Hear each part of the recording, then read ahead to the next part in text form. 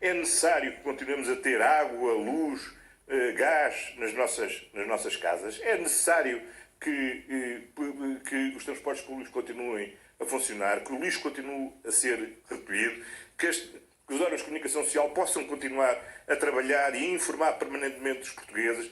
É necessário que os profissionais de saúde possam ter as condições para exercer a sua atividade e, portanto, nós temos que, simultaneamente, evitar ao máximo possível a atividade, mas garantir aquele nível de atividade que é essencial para a nossa própria sobrevivência.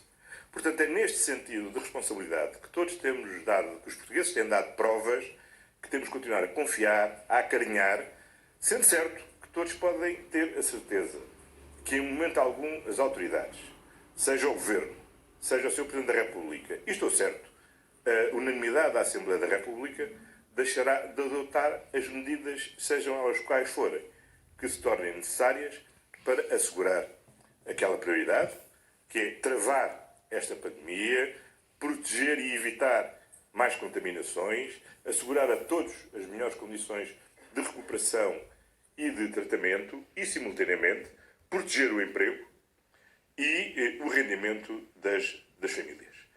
Portanto, amanhã, depois da reunião dos seus ministros da Saúde e da Administração Interna da União Europeia, adotarem as medidas que há a adotar sobre a fronteira externa.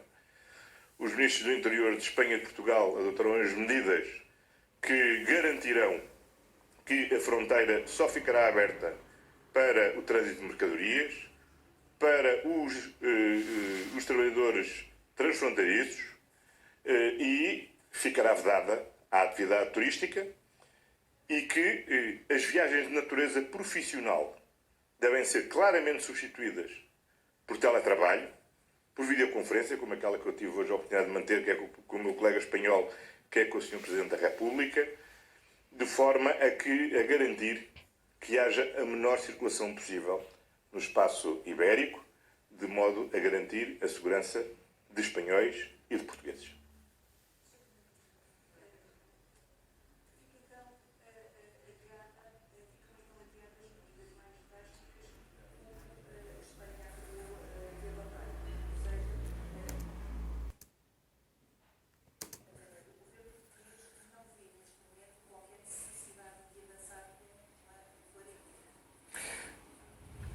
Vamos ver, não se trata de adiar. O decreto espanhol permite que as pessoas saiam para se abastecerem, que as pessoas saiam para ir trabalhar, que as pessoas saiam para ir ao banco, que as pessoas saiam para cuidar de outras pessoas. Ou seja, permite aquilo que nós temos dito que cada um de nós deve fazer, que é limitar ao estritamente necessário a circulação. E que os portugueses têm, felizmente, adotado e acolhido de uma forma absolutamente voluntária. Quem circule pela cidade verifica o enorme deserto que felizmente existe.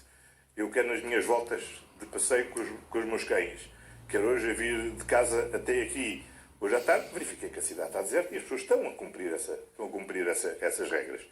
Se for necessário, se houvesse uma situação de incumprimento generalizado deste Conselho e, portanto, houvesse sinais de falta de civismo por parte das pessoas, que fosse obrigado ou fosse necessário que a lei permitisse à polícia deter quem andasse na rua, bom, nós teríamos que adotar essas medidas. Mas, felizmente, estamos ainda longe dessa situação e espero que nunca cheguemos a essa situação. E eu acredito naquilo que é o civismo e no comportamento que voluntariamente os portugueses têm adotado e a forma muito responsável como estamos todos a viver esta crise. A garantia que quero dar é que, tal como encerramos as discotecas, como encerramos os bares, como hoje o Ministro da Administração Interna determinou a proibição do consumo na via pública para evitar aqueles ajuntamentos, eu quero, por exemplo, apelar, em particular aos jovens, que evitem aqueles grandes ajuntamentos noturnos, porque aquilo que nós temos que ir assegurar com a diminuição dos contactos é a diminuição dos riscos de transmissão. E não é pelo facto de, em princípio, os jovens estarem num grupo de menor risco que não estão também sujeitos ao risco de contraírem a doença, e de transmitirem a doença aos seus pais, aos seus avós, aos seus vizinhos e aos outros. E, portanto, têm também a responsabilidade de o evitar. E, portanto, nós adotaremos sempre as medidas quando elas forem necessárias adotar. Mas nós vivemos numa sociedade democrática onde devemos procurar preservar, até ao limite, as liberdades e os direitos de cada um, confiando que cada um exercerá os seus direitos no respeito pelos direitos dos outros. Tem acontecido até assim, até agora tem acontecido assim, queremos acreditar que assim prossiga. Mas, como digo, quer o Governo, quer o Presidente da República, manterão uma avaliação permanente desta situação para ou elevar os níveis do estado de alerta para estado de calamidade ou para o Sr. Presidente da República promover a declaração de estado de emergência, se tal, em concreto, se vier a revelar necessário e que ninguém duvide que, se for necessário, assim será.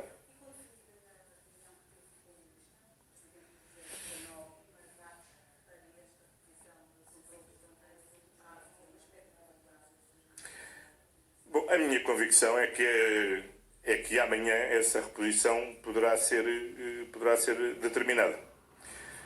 Será seguramente pelo um período superior a um mês, de forma a garantir que cobre o período da Páscoa.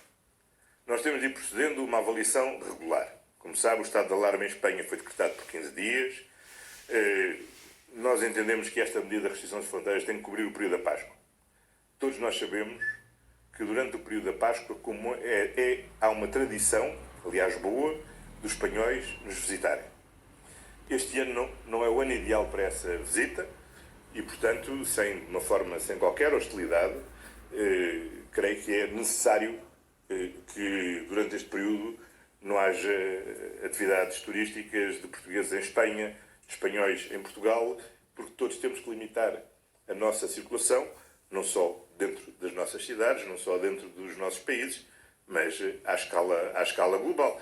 Faria, aliás, pouco sentido que, havendo este apelo à limitação da circulação, havendo a declaração dessas medidas de restrição da circulação, elas depois não fossem cumpridas no país vizinho. Nós somos dois países vizinhos, temos os dois uma fronteira comum, temos que a gerir em conjunto e é isso que vai acontecer.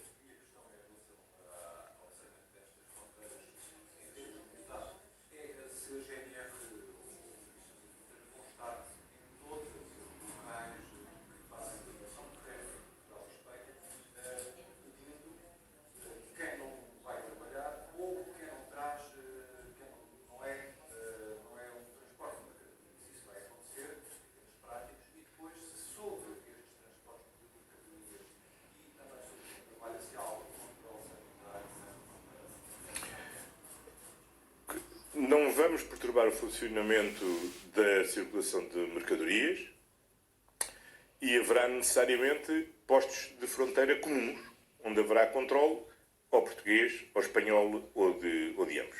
Isso será um acordo operacional por parte dos ministros da Administração Interna e, portanto, os postos de fronteira subsistem, serão simplesmente restabelecidos os controles e é isso que iremos fazer. E aquilo que será seguramente que está acordado é que turismo não haverá agora durante os próximos tempos entre portugueses e espanhóis.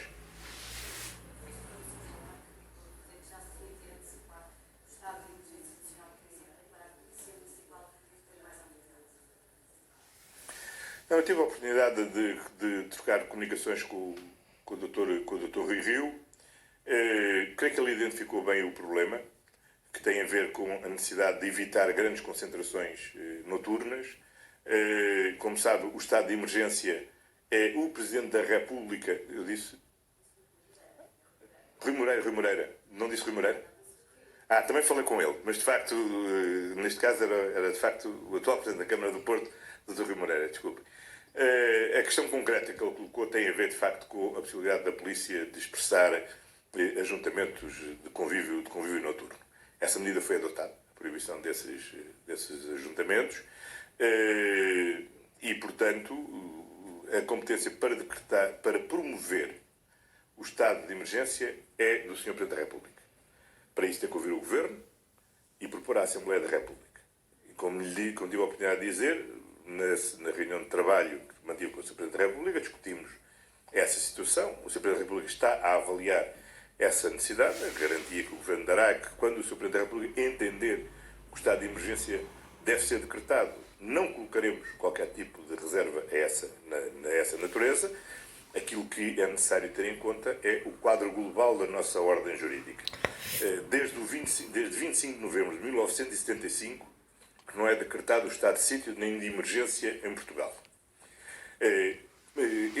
Essas medidas extremas de suspensão do quadro constitucional e da proteção dos direitos, liberdades e garantias, obviamente, são numa situação muito excepcional e de modo muito restritivo podem ser assumidos num Estado democrático e em função da sua efetiva necessidade. Neste caso concreto, do que estamos a viver, do conjunto de direitos, liberdades e garantia dos portugueses, há vários que não faz sequer sentido discutir. Não há nenhuma razão para suspender a liberdade de expressão, de informação, etc. Porventura, poderá ser necessário muscular mais a liberdade de circulação. Mas a convicção que temos neste momento, quer em face do comportamento concreto que os portugueses têm mantido de uma forma muito responsável, quer ao quadro legal que a Lei de Bases da Saúde e a Lei de Saúde Pública dão em matéria de confinamento profilático, quer aquilo que é possível fazer no âmbito da Lei de Bases da Proteção Civil, há base suficiente para poder evitar e impor as restrições que se mostram adequadas. A partir do momento em que assim não seja, ou sempre que o Sr. Presidente da República considere que assim não seja, o Governo cá estará para dar execução ao estado de emergência, visto que, nos termos da lei do estado de emergência, quem executa o estado de emergência é o Governo. E, portanto, obviamente, iremos continuar a trabalhar nesse sentido e no diálogo. E o diálogo que tenho mantido com o Dr. Rui Moreira, o diálogo que tenho mantido também com vários outros autarcas que estão legitimamente preocupados com a circulação nos seus concelhos, na sua proteção da segurança dos seus munícipes, assim como tenho mantido com os senhores presidentes dos governos regionais, a quem tive a oportunidade de ir mantendo informados das medidas que, à escala da União Europeia, se preparam e que condicionarão fortemente a própria atividade das regiões, visto que são espaços avançados da fronteira externa da União Europeia.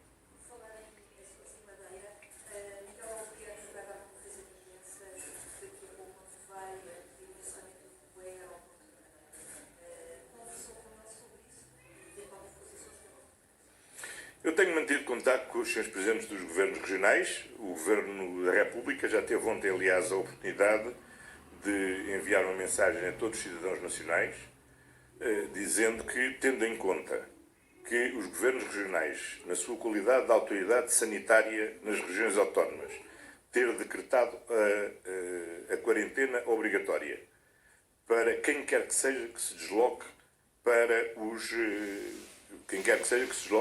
as regiões, esteja doente ou não esteja doente, tenha tido contacto com doente ou não tenha tido contacto com doente, recomendamos vivamente a qualquer cidadão nacional que não se desloque nem para os Açores nem para a Madeira, visto que, ficando então abrangidos pela quarentena obrigatória, nós não teríamos condições de poder proceder à sua evacuação e teriam de cumprir necessariamente esses regimes de quarentena que foram decretados pelos governos regionais.